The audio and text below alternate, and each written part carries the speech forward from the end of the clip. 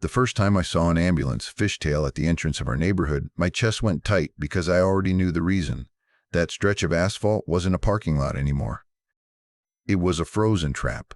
Uneven ice, compacted snow, slick enough to steal your balance the second you trusted it. And standing off to the side, arms crossed like a spectator, was the HOA head, acting shocked that gravity had finally won. 2 weeks earlier, she had fined me for warming up my work truck in sub-zero cold. Not because I was making noise, not because I blocked traffic, because she had been watching me, timing me, waiting for the exact moment she could turn a rule into a weapon. That truck isn't a luxury.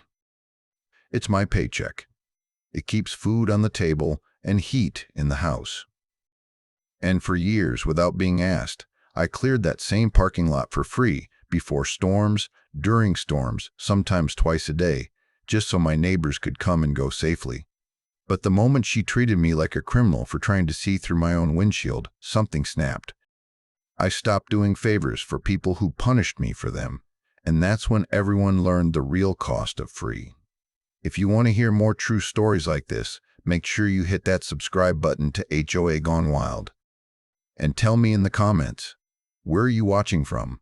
My name is Ethan Cole, and I live in Briar Hollow Ridge, a quiet development tucked just outside Redwood County. It's the kind of place people don't think about unless the weather turns ugly. No landmarks, no tourist stops, just rows of houses, 2 diners that argue over who makes the better pancakes, and a hardware store where the clerk still asks how your truck is running. Winters here aren't charming. They're long, heavy, and unforgiving.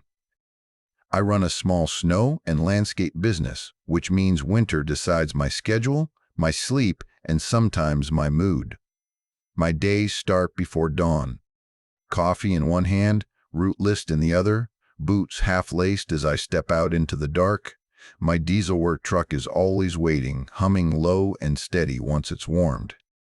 That truck isn't a status symbol, it's my income. It's the difference between bills paid and bills stacked on the counter.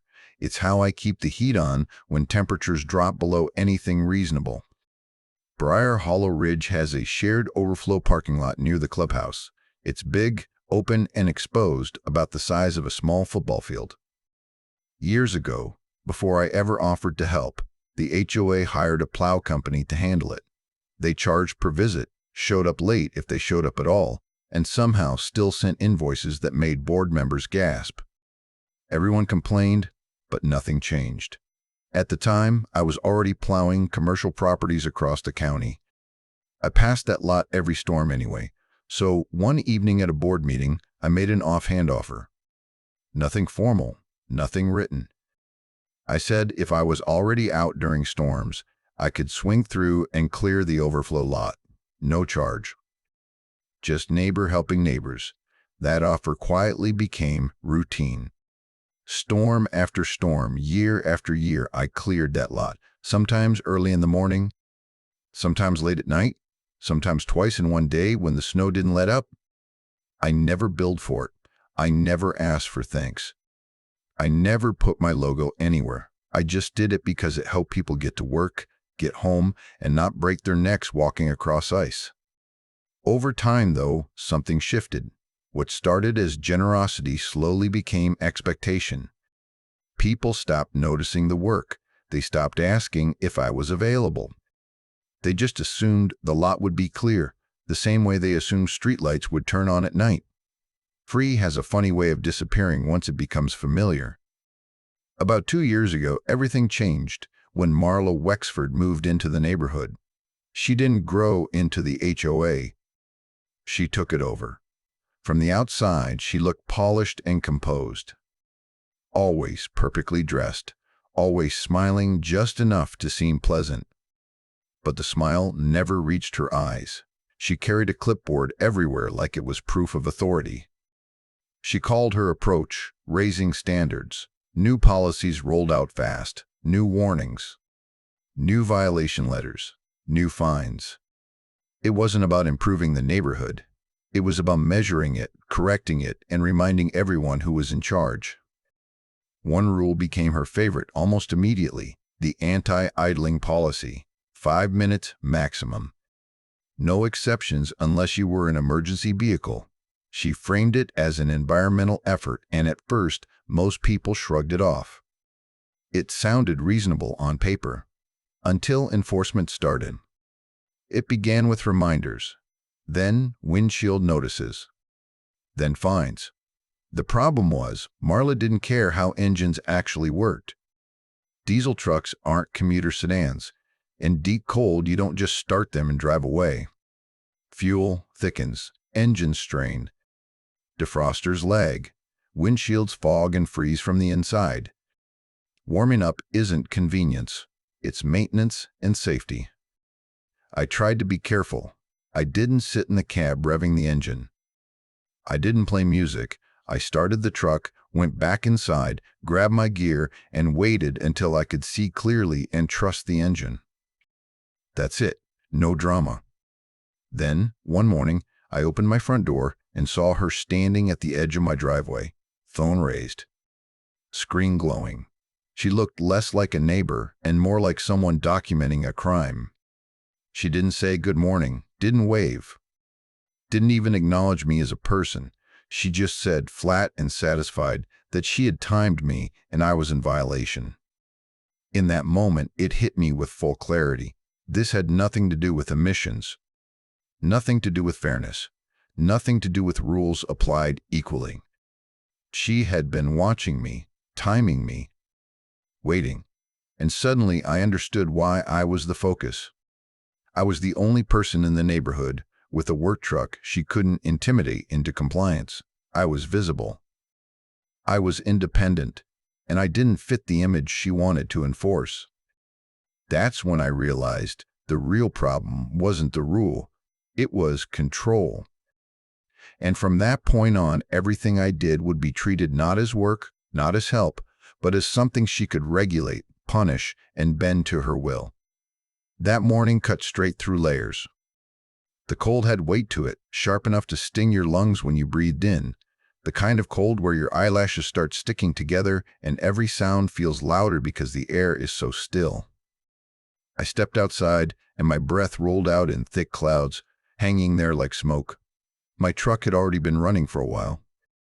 Not because I was wasting fuel, not because I was sitting there enjoying the sound of the engine. The windshield was a solid sheet of frost, opaque and stubborn, and I had a full route ahead of me. In weather like that, you don't gamble. You warm the engine. You let the defroster do its job. You make sure you can actually see where you're going. Marla didn't care. She walked straight up my driveway like she owned it, heels crunching on the frozen gravel. No wave, no greeting, just purpose. She stopped a few feet from my truck and raised a thick binder like a badge. "I have the bylaws right here," she said, flipping it open. "No idling beyond 5 minutes. You signed the agreement when you moved in." I tried to keep my voice level. "Marla, I'm not idling for fun. It's below freezing. I'm warming the truck so it doesn't stall and so I can actually see." She leaned in slightly, lowering her voice in a way that felt deliberate, almost rehearsed. "That sounds like a personal problem. Rules are rules." Then she said the sentence that turned irritation into something darker. "I've been monitoring this for weeks." Weeks. The word landed heavy. It meant she hadn't just noticed me that morning. She had been watching, tracking my routine, waiting for the right conditions, waiting for a day cold enough that I couldn't cut corners without risking damage or danger, waiting for a moment she could use. She didn't raise her voice when she told me the fine. She didn't sound angry. She said it the way someone reads a weather forecast: $250. And if it happened again, it would double. I stood there staring at her, my mind bouncing between disbelief and rage. For years, I had quietly cleared the HOA overflow lot without charging a dime. I made sure people could get to work, get their kids to school, get to doctor appointments without slipping on ice. I never asked for recognition. I never asked for permission. I just did it because it needed to be done, and now she was standing in my driveway, timing my truck like I was a teenager breaking curfew. I wanted to argue. I wanted to remind her exactly how much money I had saved the HOA. I wanted to ask how she thought that parking lot stayed usable all those winters, but the look on her face told me it wouldn't matter. This wasn't a conversation. It was enforcement. I left for work furious, but fury doesn't plow roads or pay bills. I had accounts depending on me. Customers who didn't care about HOA politics. Snow kept falling whether I was angry or not. The fine letter arrived a couple of days later. Official letterhead. Photos of my truck sitting in my own driveway. A timestamp. A line that said I had idled for 18 minutes, written like it was evidence of a crime. Seeing it in print made my stomach tighten in a way her words hadn't. Lena read it at the kitchen table. She looked up at me with that expression that's half concern and half warning. "Are you serious?" she asked. "They're fining you for warming up your truck?" I tried to laugh it off. I really did, but the laugh never quite came. Not because of the money, though $250 isn't nothing. It was because of what it represented. If she could fine me for this, she could fine me for anything she felt like watching long enough, so I tried to comply. The next morning, I set a timer. I started the truck and forced myself to leave before it was ready. I scraped the windshield with stiff fingers, the cold biting through my gloves. Ice clung to the glass like it didn't want to let go. I climbed into the cab with the engine still unhappy, the defroster barely making a dent. 2 blocks from my house, the windshield fogged from the inside. Then it froze again, a thin film that turned everything into blur and glare. I had to pull over, hazard lights flashing, heart pounding because I couldn't see well enough to keep driving. I sat there scraping again, hands shaking, thinking how insane it was that I was risking an accident just to avoid a fine. That same day, the weather turned worse. Snow started coming down heavy and fast, thick flakes blowing sideways like they had a destination. By the time I finished my route and headed home late in the afternoon, the neighborhood looked buried.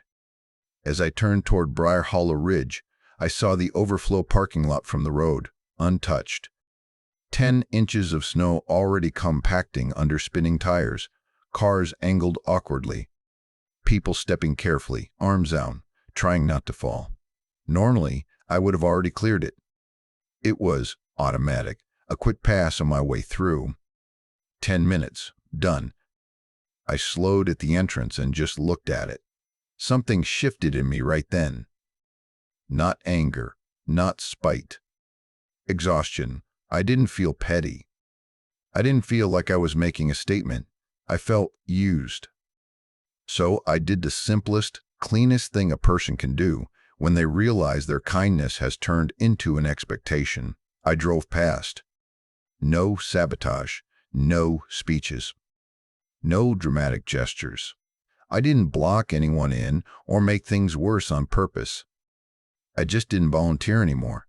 By the next morning, my phone wouldn't stop ringing. The call started before sunrise, while the sky was still that dull gray that comes right before a storm settles in for the day. The first voicemail was from Derek Shaw, a neighbor who always waved from a distance but never really talked. His message was short and awkward. "Hey man, you plowing the overflow lot today? It's pretty bad out there." Then came a text from Kara Vance, who ran a small book club at the clubhouse. "People can't park. Cars are sliding. Any chance you can swing by?" I didn't answer either of them. Then my phone rang again, and I knew who it was before I even looked. Marla didn't sound worried. She didn't sound stressed. She sounded irritated, like someone who'd been mildly inconvenienced. "Ethan," she said, "the parking lot hasn't been cleared. When are you coming?" That was it. No greeting, no question. No appreciation for the years I'd handled it quietly.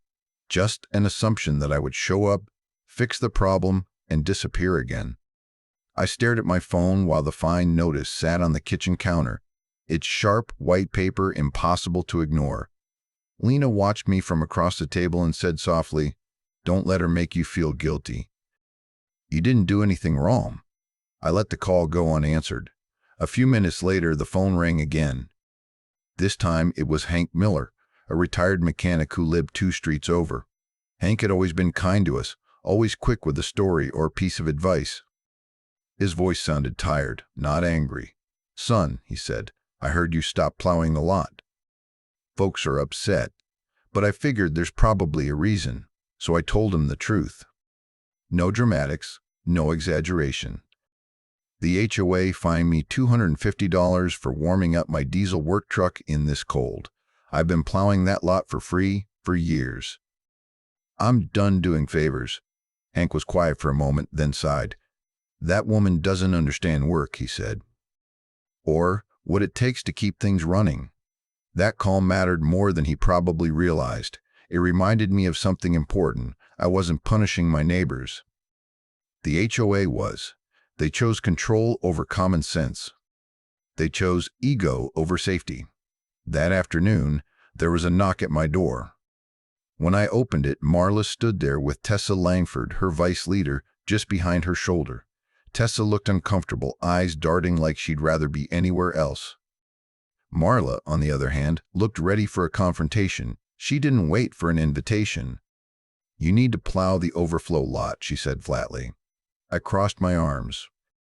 "Need to? Or you expect me to keep doing it for free while you fine me?" Her expression hardened. "You're creating a hazard for residents." I almost laughed, because the statement was so backwards it was almost impressive. "No," I said. "Snow creates snow. Ice creates ice. Your job is to hire a service to maintain common areas. You didn't because you were relying on me." Tessa finally spoke, her voice calm but firm. "Marla, he's right. We never contracted him." Marla shot her a look so sharp it could have frozen water. Then she turned back to me. "We can assess fines for failure to maintain community standards." That was the moment everything clicked. She wasn't just angry. She wasn't just embarrassed. She was willing to rewrite reality if it meant keeping control. She wanted to turn my voluntary help into a legal obligation. I stepped fully onto my porch and said slowly, making sure every word landed, "Put that in writing. I dare you." Her lips pressed into a thin line. "We will." They left without another word. Tessa didn't look back. Lena closed the door behind them and said quietly, "She's going to try to make you the villain." She was right. 2 days later, another letter arrived. This one claimed I had an implied obligation to maintain the overflow lot because I had done it consistently in the past. It included a new fine $500 for refusing to fulfill that obligation. I read it twice, just to make sure I wasn't misunderstanding it. Then I laughed. Not because it was funny, because it was desperate. I called my friend Graham Pierce, a real estate attorney who had helped me once with a contractor dispute years earlier. I read him the letter word for word. He didn't interrupt. When I finished, there was a brief pause on the line. Then he laughed once, short and sharp. "They cannot fine you for not volunteering," he said. "And implied obligation doesn't work like that. This is intimidation." Plain and simple. He told me to do 3 things immediately. First, document everything. Second, pull any old messages or emails that showed my plowing was voluntary. Third, respond in writing certified mail, so there would be a paper trail. I did exactly that. I dug up old emails where I'd offered to plow, no charge, just helping out. I printed copies. I organized dates and timelines. I drafted a calm, professional response stating that my services had never been contracted and that further harassment would be addressed legally. For the first time since this started, I stopped reacting emotionally. I stopped feeling like I needed to defend myself in conversations or explain my side to everyone who asked. I started treating it like what it really was, a power grab that had crossed into documented abuse. And Marla had made the one mistake people like her always make. She put it all on paper. From that point on, it wasn't just my word against hers anymore. It was evidence. Graham helped me draft a response that felt like a cold glass of water on a burn. Not flashy, not emotional, just clear, calm, and impossible to twist. It was polite, professional, and lethal in the way only clean facts can be. The letter stated that my plowing had always been voluntary. It included copies of old emails where I had offered to help the HOA free of charge, no contract, just neighborly help during storms. It spelled out, in plain language, that I was not a vendor, not an employee, and not responsible for maintaining HOA-owned common areas. And it ended with a firm warning: any further harassment, defamation, or improper fines would be addressed legally. I mailed it certified, return receipt requested. I wanted proof it landed in their hands. I wanted dates, signatures, paper. For a few days after that, everything went quiet. No emails, no calls, no surprise visits. The overflow lot stayed a mess. The HOA scrambled and hired the cheapest contractor they could find, and it showed. He didn't arrive until late, scraped too shallow, and left jagged ridges of ice that froze into ankle-breaking traps. Residents complained loudly. Some aimed their frustration at the board. Others aimed it at me because blaming a neighbor felt easier than blaming leadership. That's when Marla escalated in a way I hadn't expected. She didn't send another fine. She didn't knock on my door. She went after my reputation. Suddenly, the phrase "abandoned responsibilities" started popping up everywhere. First in a neighborhood email thread, then on a printed flyer taped to the clubhouse bulletin board, then in hushed conversations at the mailboxes when I walked by. It was subtle enough to sound official, vague enough to spread, and ugly enough to stick. One afternoon, I came out to my truck and found a note tucked under the wiper blade. 4 words written in block letters: "Hope you're happy." I wasn't happy. I was livid. But the worst part wasn't the notes or the looks or the whispers. It was the phone calls that came next. 2 long-term residential customers canceled their snow service contracts with me within the same week. Neither of them said it outright, but I could hear it in the way they talked. The hesitation, the careful wording. "We heard some things. We just don't want problems. It's probably best if we go another direction this winter." Marla had found the real pressure point, not my pride, not my patience, my income. When I told Graham, he didn't sound surprised. "This is how bullies operate," he said. "They isolate you socially so you fold privately. They don't need to win in court if they can starve you out." So we adjusted the plan. We stopped treating this like a simple fine dispute and started treating it like what it had become: a defamation campaign. Lena helped me set up a folder on our computer and a matching one in a filing box. Screenshots of email threads, photos of flyers, copies of notes, dates, times, names.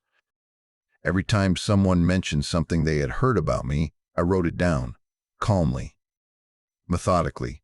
That's when the unexpected happened. One evening, just after dinner, there was a knock at the door. When I opened it, Tessa Langford stood on the porch alone. No clipboard, no Marla. She looked tired in a way that had nothing to do with sleep. "I shouldn't be here," she said immediately. "But I can't watch this anymore." We sat at the kitchen table and she talked. She told us how the board meetings had changed. How discussions about snow removal turned into discussions about me, not about safety, not about contracts, about how to handle me. How Marla kept insisting that enforcing the idling rule would push certain residents to comply with her broader goal of banning work trucks from driveways altogether. Then Tessa told us the part that made Graham go silent when I repeated it to him later.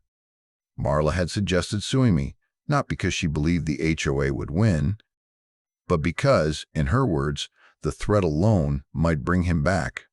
That sentence was poison. It wasn't about accountability. It wasn't about responsibility. It was about intimidation. When I told Graham, he leaned back in his chair and said quietly, "If we can prove that, this flips completely. Courts hate abusive lawsuits." especially when they're used as leverage. But proof doesn't come from conversations, it comes from records. So we waited, because people like Marla never stop. They always push too far. They always assume power protects them. And sure enough, after the next heavy storm rolled through and turned the overflow lot into a solid sheet of ice, it happened. Mrs. Bohr, Delaney Hart, an elderly neighbor who used that lot daily, slipped hard while walking to her car. She didn't just fall. She went down fast and didn't get back up. The ice hit a depression underneath, and her leg twisted the wrong way. Paramedics had to carry her across the frozen surface while neighbors stood there helpless, terrified to move without slipping themselves. That was the moment the neighborhood stopped being annoyed and started being scared. And Marla's response wasn't apology. It wasn't accountability. She blamed me. She told people the lot was unsafe because I had abandoned my responsibilities. She implied that if I had kept doing what I always did, this never would have happened. That was the moment everything changed, because now it wasn't just harassment. It was documented retaliation, public blame, and a very real injury tied to a decision the HOA made. And for the first time since this started, Marla wasn't just overplaying her hand.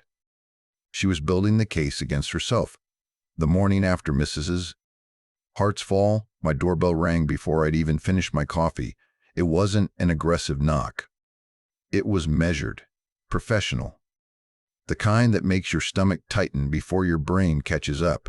When I opened the door, 2 police officers stood on my porch.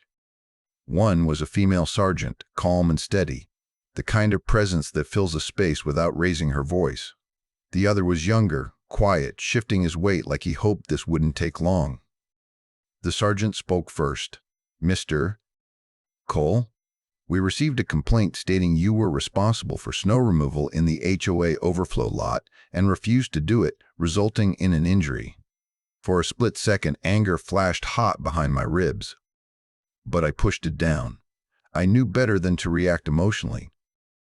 "I was never responsible," I said evenly. "I plowed voluntarily for years. The HOA fined me, then tried to force me to keep doing it for free." She nodded, listening carefully. No judgment. No assumptions.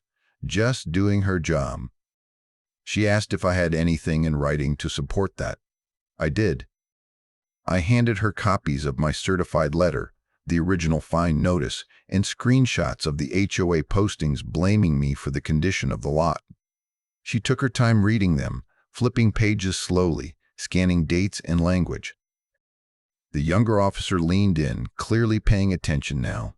When she finished, she looked up and said the words that made my shoulders drop an inch. "This is a civil matter, not criminal." Relief washed through me, but it didn't last long. She added, "That said, they may try to pursue this legally.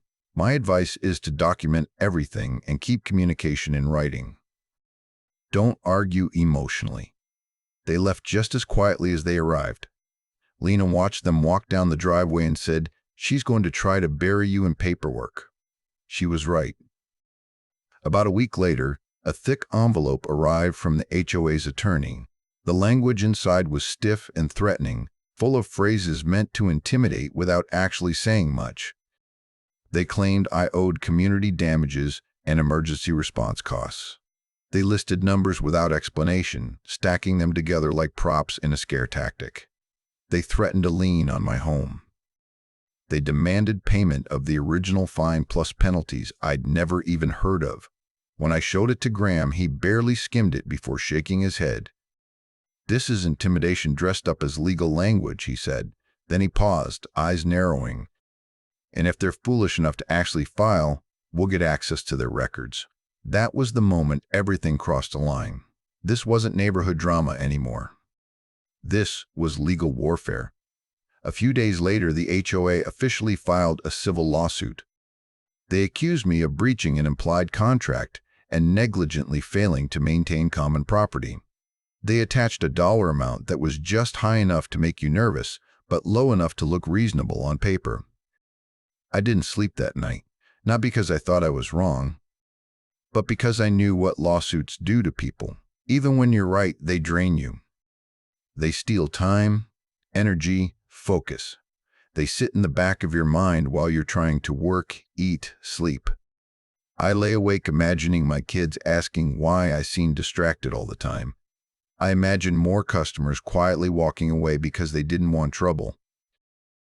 And I imagine Marla sitting at a board meeting, confident and smug, telling everyone she had finally handled the work truck problem. Graham filed our response quickly. He denied every claim and filed a counterclaim for harassment and defamation. Then he made the move that changed everything. Key request in discovery. Discovery isn't gossip. It isn't rumors. It's receipts. Emails, meeting minutes, text messages, budget discussions, voting records. Everything the HOA had put in writing over the years now had to be turned over. And here's the thing about people who run communities like personal kingdoms. They always talk too freely when they think no one is watching. A few weeks later, Graham called me and said, "Ethan, I need you to come to my office." Now, when I arrived, he had a thick stack of documents laid out across his desk, HOA meeting minutes, neatly printed and tabbed. He slid them toward me and said, "Start at the top." The first page felt like it was glowing. There it was, plain as day. A board discussion from months earlier where Marla openly acknowledged how much money my free plowing saved the HOA every winter. She had even put a rough estimate on it. Thousands of dollars. Money that never had to come out of the budget because I kept showing up without billing them. Then came the whine that made my hands tighten around the paper.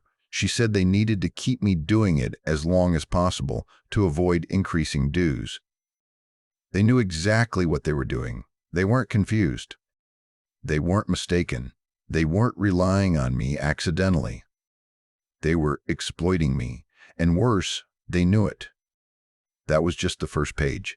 As Graham leaned back in his chair, I realized something important. All the stress, the fear, the nights staring at the ceiling wondering how bad this could get, it was about to flip. Because the pressure cooker wasn't just on me anymore.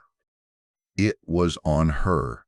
I sat in Graham's office flipping through those meeting minutes, and it felt surreal, like watching someone calmly write out their own downfall without realizing it.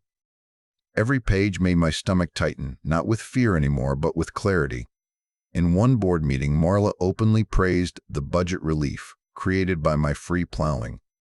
She didn't dance around it, she spelled it out. My work had saved the HOA thousands every winter. Then, without a hint of shame, she wrote that keeping me doing it as long as possible would prevent a fee increase. I wasn't a neighbor in those notes. I was a line item. A resource the board believed it controlled. Then came the discussion about the idling rule. Calvin Rhodes, one of the few board members who ever seemed grounded, raised concerns. He pointed out that 5 minutes wasn't realistic in severe cold, especially for diesel work trucks. He talked about safety, engine damage, and basic common sense. Marla shut him down hard. She insisted the rule had to apply equally, and then she added a sentence that made my blood run cold when I read it. If it becomes inconvenient for certain residents to keep commercial vehicles here, they may choose other arrangements. There it was. In writing. This had never been about emissions.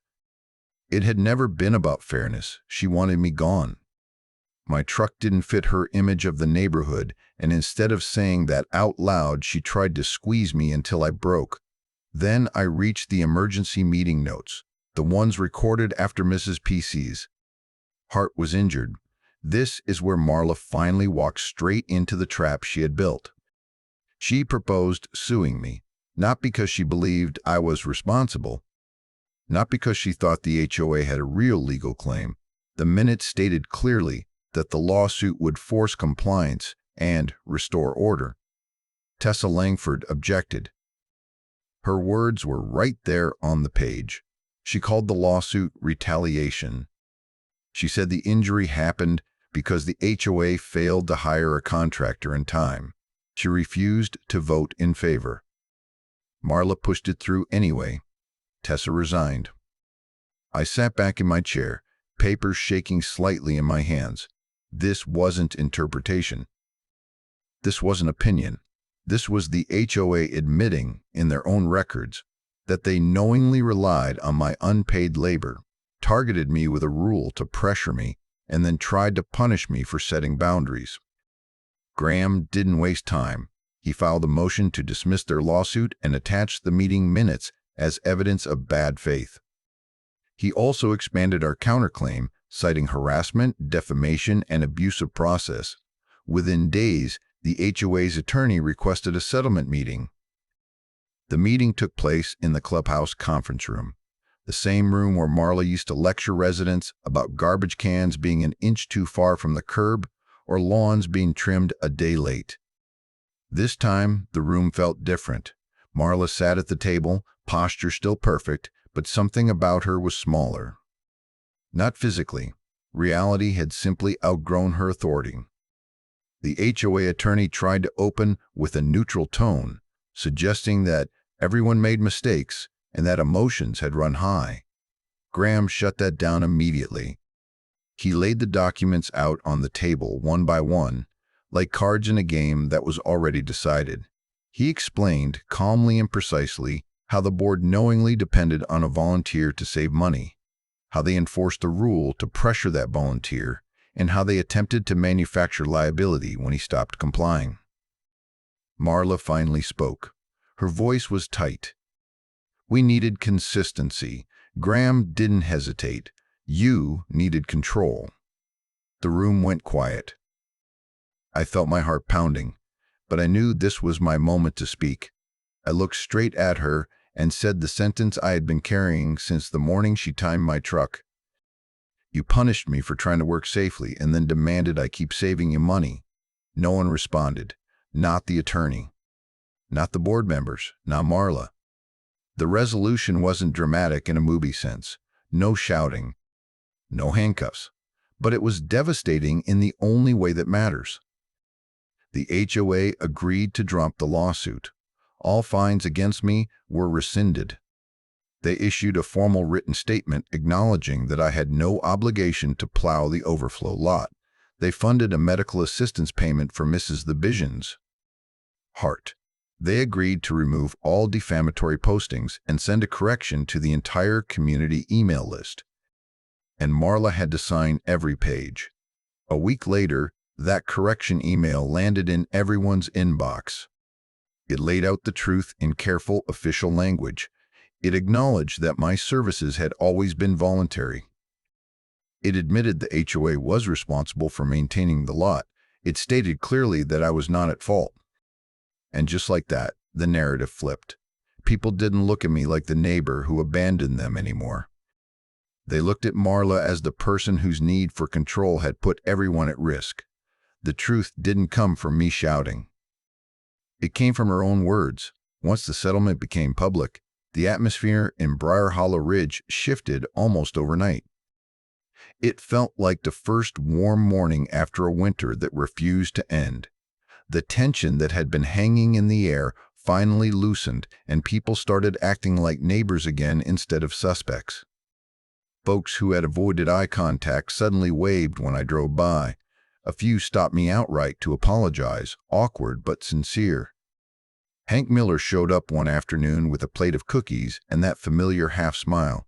He said, "Some of us knew you weren't the problem. We just didn't realize how deep it went." Hearing that mattered more than he probably knew. Mrs. Mayan, Hart's family came by too. They thanked me quietly, and it made me uncomfortable in a way I couldn't quite explain. I was relieved the medical payment helped her recover, but I still hated that she'd been hurt at all. That never sat right with me. Still, the important thing was that the HOA finally did what it should have done from the beginning. They hired a real snow contractor. A real schedule. Real accountability. The overflow lot started looking normal again. Salted. Plowed. Cleared before the snow packed down into ice. No drama. No scrambling. No fingers pointed at a neighbor to cover up poor planning. Marla, on the other hand, didn't return to normal. She couldn't. Her authority had always been built on the idea that she was fair, that she treated everyone equally. The documents destroyed that illusion. They showed she wasn't fair at all. She was strategic. She picked targets. She used rules like tools, tightening them when it suited her and loosening them when it didn't. And once people saw that in black and white, they couldn't unsee it. A petition began circulating to remove her from her role. At first, it was quiet. Then it picked up speed. This wasn't just about me anymore. Neighbors started comparing notes. Stories came out. Petty citations for lawn height, threats over decorations being a day late, fines issued without warnings, years of people feeling pressured, monitored, and small. A special meeting was called. The clubhouse filled up fast. Standing room only. People leaned against walls and spilled out into the hallway. Lena and I sat in the back. I didn't want to be front and center. This wasn't about me taking a victory lap. This was the community finally having its say. Calvin Rhodes stood up first. He didn't raise his voice. He didn't posture. He simply said, "We can't have leadership that treats legal threats as a management tool." The room murmured in agreement. Then Tessa Langford spoke, calm, composed, devastating in the quietest way possible. She explained what she had seen inside the board meetings, how decisions were framed, how retaliation was discussed, and why she resigned rather than be part of it. She didn't attack. She didn't embellish. She just told the truth. Marla tried to defend herself the only way she knew how. She talked about standards, about rules, about consistency, the same words she had always used, hoping they would still carry weight. They didn't. Hank stood up next, slow and deliberate. He looked straight at her and said, "A rule that ignores common sense isn't a rule. It's a weapon." That landed hard. When the vote was called, it wasn't close, not even remotely. Marla was removed. No theatrics. No shouting. Just a clear, decisive end to her control. Calvin was appointed to take over. The irony wasn't lost on anyone. He was the same board member who had questioned the idling rule from the start, the same one who had tried to inject reason into a process that had lost it. One of the first actions the new board took was revising the idling policy, not scrapping it entirely, but fixing it. A cold weather exception, quiet hours, practical language that acknowledged how engines actually work and how people actually live. Rules that made sense instead of rules designed to squeeze. After the meeting, Calvin found me near the exit and asked if I would consider plowing the overflow lot again. I told him no. Not angrily, not bitterly, just honestly, and he understood right away, because I had learned something the hard way. When you volunteer something essential long enough, people stop seeing it as kindness and start seeing it as owed. And once that line is crossed, it doesn't matter how good your intentions are. You become a resource to be managed instead of a neighbor to be respected. I told him the HOA should keep a paid contract, clear expectations, clear boundaries, no assumptions.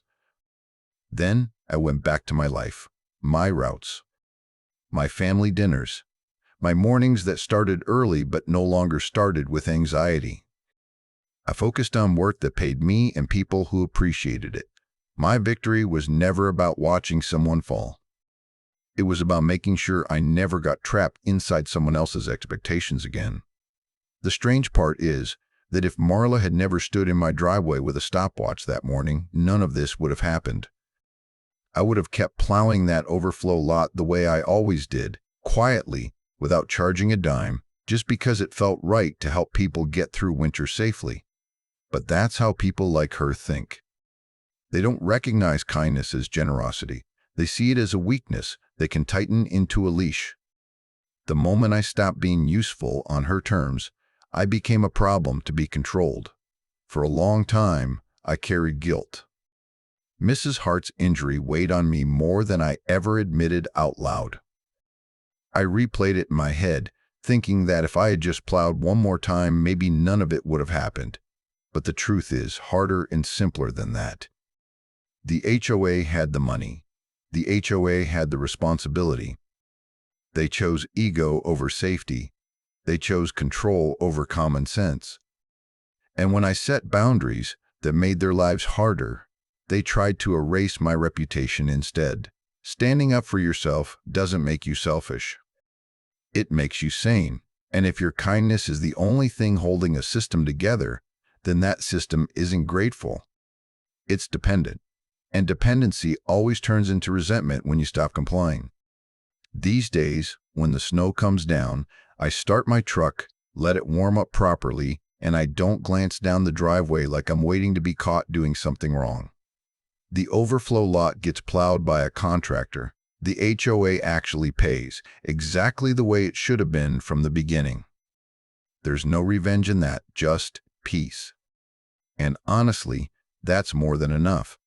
If you want to hear more true stories like this, make sure you hit that subscribe button to HOA Gone Wild. And tell me in the comments, where are you watching from?